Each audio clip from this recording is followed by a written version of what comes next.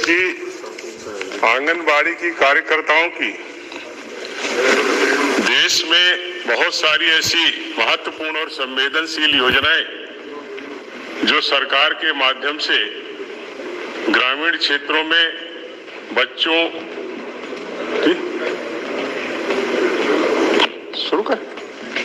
बच्चों के पोषण और महिलाओं के स्वास्थ्य को लेकर के चलाई जा रही हैं,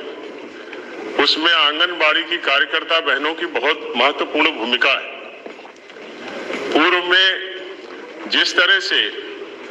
आंगनबाड़ी केंद्र संचालित किए जा रहे थे, उससे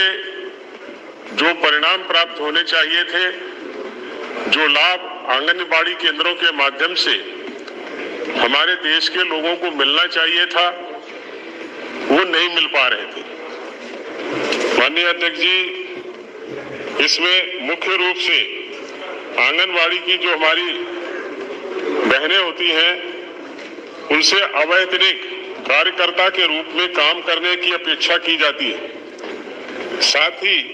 आंगनबाड़ी की जो सहायिका और आंगनबाड़ी की कार्यकर्ता होती हैं, उनकी नियुक्ति भर्ती सहित स्कीम के कार्यान्वयन संबंधित सभी मसले राज्य की सरकारों के द्वारा तय किए जाते हैं, जो जिला स्तर पर और उसके बाद ब्लॉक स्तर पर उनकी समीक्षा के साथ वो काम पूरे किए जाते हैं। निश्चित रूप से आंगनबाड़ी जो हमारी सहायिका हैं, वो बहुत मेहनत कर रही हैं और उसके कारण उनको जो मानदेय देने की बात थी, उसमें भी अभी हमारी सरकार ने काफी बदलाव किया है। लेकिन अगर हम उनके काम के विषय में देखें तो आंगनबाड़ी स्कीम का लक्ष्य 6 वर्ष से कम उम्र के बच्चों, गर्भवती महिलाओं और स्तनपान करने वाली माताओं का समग्र विकास करना है। इसमें पूरक पोषण, सकल स्कूल के पूर्व की जो अनौपचारिक शिक्षा है, उसके साथ साथ पोषण और स्वास्थ्य शिक्षा, टीकाकरण, स्वास्थ्य जांच और रेफरल सेवाओं के जो पैकेज प्रदेश सरकार और केंद्र सरकारों के द्वारा लोगों के जरूरत के लिए बनाए जाते हैं, उसमें उन आंगनबाड़ी की बहनों की बहुत बड़ी भूमिका होती है। वास्तव में पूरी दुनिया में 2030 तक जो सस्टेनेबल गोल प्राप्त करने के लिए प्रत्येक देश ने अपना लक्ष्य निर्धारित किया है, उसमें शिक्षा और स्वास्थ्य हमारे देश के लिए बहुत महत्वपूर्ण है। और चूंकि ये हमारा देश गांवों का देश है और यहाँ पर गांवों तक शिक्षा के लिए लोगों को जागरूक करना और पोषण के प्रति लोग जागरूक हों, संवेदनशील हों और समय पर पोषण के कार्यक्रमों को चलाएं भी, लाभ भी लें और किस तरह से उनको बच्चों का पालन पोषण करना है, उसके साथ साथ महिलाओं के स्वास्थ्य के लिए उनमें जो ज्यादातर महिलाएं एनेमिक होती हैं, उनको स्वास्थ्य संबंधी जानकारी देना, जो छोटे बच्चे हैं उनके जो टीकाकरण के हमारे कार्यक्रम होते हैं, जो 7 ऐसी गंभीर बीमारियां हैं जिनके टीकाकरण के माध्यम से बच्चों को स्वस्थ रखने की एक बड़ी चुनौती हमारे देश में थी, उसमें आंगनबाड़ी की जो हमारी सहायिकाएं हैं, कार्यकर्ता हैं, उनकी बहुत बड़ी भूमिका है। और निश्चित रूप से जिस तरह से वो 6 ये काम कर रही हैं, हमारी जो पहले हमारी सरकारें थी उस समय बहुत विशेष ध्यान इस पर नहीं जा पाया, क्योंकि उस समय ऐसी बात भी नहीं थी। लेकिन 2018 में आंगनबाड़ी केंद्रों की जो सहायिकाएं थी, उनका प्रतिमाह मानदेय 3000 से बढ़ा के 4500 रुपया किया गया है। उसके साथ ही साथ हमारी जो सहायिकाएं होती हैं, उनको 2250 रुपया जो मिलता था, जो 2250, उसको 3500 रुपया किया गया है। साथ ही साथ सरकार ने अन्य अनेक तरह के मानदेय भी आंगनबाड़ी की कार्यकर्ताओं को देने का काम किया है और उन योजनाओं को स्वीकार किया है। लेकिन वास्तव में आजकल के युग में 4500 रुपया भी जिस तरह की वो सेवा कर रही हैं और जिस तरह से वो गांवों में जाकर के कामकाज कर रही हैं, इसके लिए उनको अधिक मानदेय मिलना चाहिए।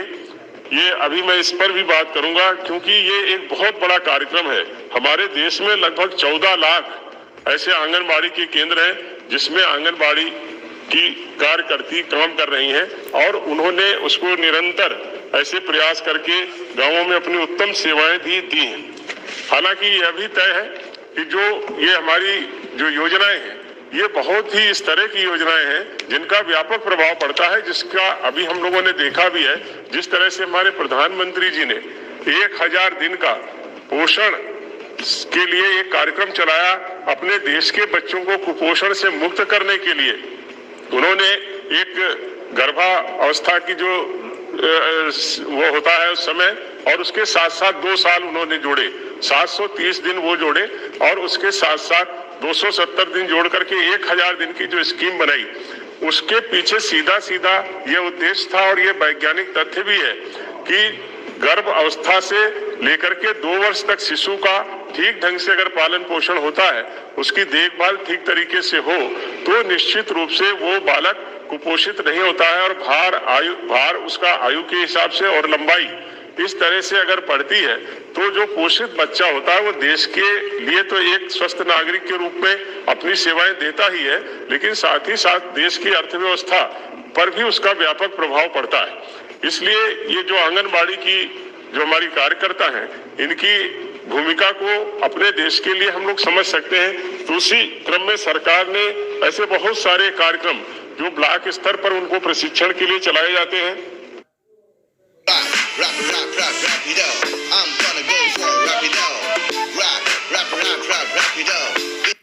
जो ब्लॉक स्तर पर उनको प्रशिक्षण के लिए चलाए जाते हैं, उसके साथ ही साथ हमारी सरकार ने यह भी तय किया है कि ऐसे जो हमारी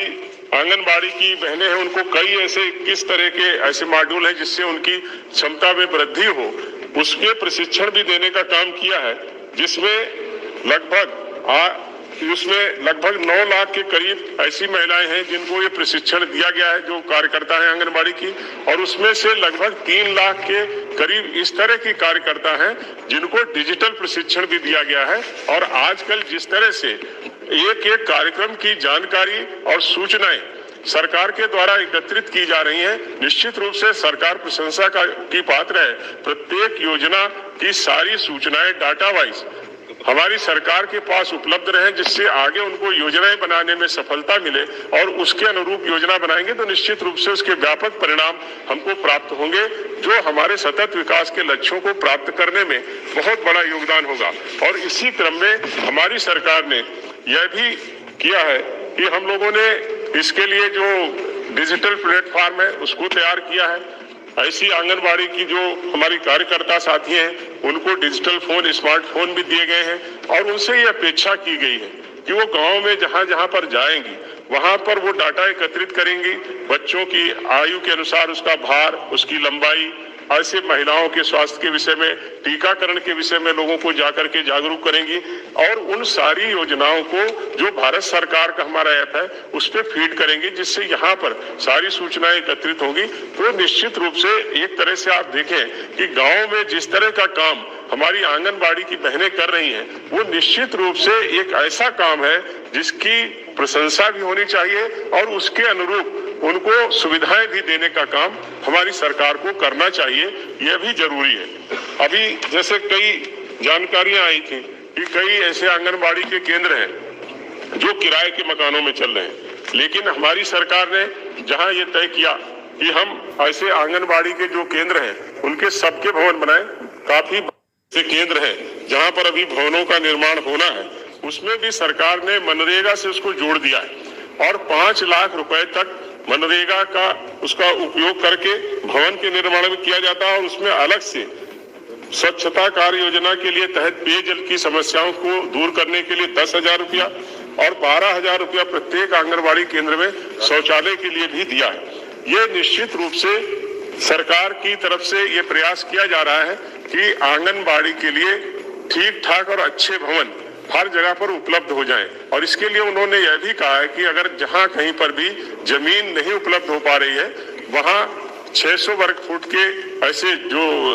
किराए के मकान मिल जाएं, उनको भी वो किराए पर लेकर के जहां पर पेयजल और ऐसी सारी व्यवस्थाएं हों, तो वो उसको चलाने का काम हमारे यहाँ ये करने की सुविधा भी सरकार ने दी है। लेकिन उसके बावजूद अभी कई ऐसे केंद्र हैं जहां पर शौचालय और पेयजल की सुविधाएं नहीं है। उसमें